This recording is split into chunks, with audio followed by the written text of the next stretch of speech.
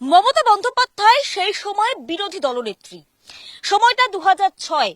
Tata আসবে, সিঙ্গুরে শিল্প হবে, এমন স্বপ্ন সেই সময় রাজ্যবাসী দেখছিলেন। কিন্তু তারপরই সময়টা হঠাৎই পাল্টাতে শুরু করলো। টাটাকে তাড়াতে হবে, আন্দোলন শুরু হলো এবং সেই আন্দোলনের জেরে যেটুকু কাজ শুরু হয়েছিল সেটুকু কাজও বন্ধ করে দিতে হয়। সেই পরিত্যক্ত জমির উপর আমরা দাঁড়িয়ে রয়েছি এবং সামনে আপনারা দেখতে পাচ্ছেন সামনে অনেকগুলো পিলার, বড় বড় চাই রাখা রয়েছে।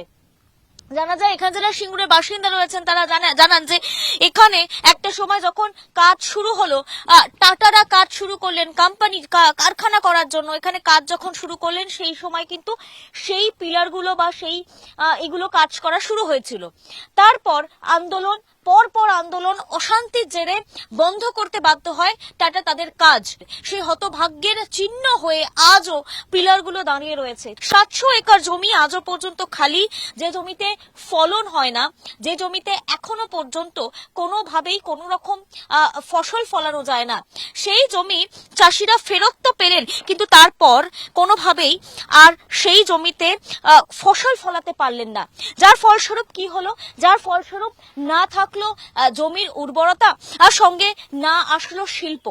এখনো যারা কৃষক, যারা সেই সময় মমতা বন্দ্যোপাধ্যায়ের সঙ্গে হাতে হাত মিলিয়ে, কাঁধে কাঁধ মিলিয়ে সেই সময় লড়াই করেছিলেন তৎকালীন বামফ্রন্ট সরকারের বিরুদ্ধে, তারাই আজকে যেন কোথাও গিয়ে আফসোস করছেন। নরেন্দ্র মোদী 2026-এর আগে ফের সিঙ্গুরে সভা করতে চলেছেন। এই সিঙ্গুরে যদি সভা নরেন্দ্র মোদী করেন সেক্ষেত্রে কোথাও গিয়ে কি আসবে? সেক্ষেত্রে সুদিন কি ফিরবে?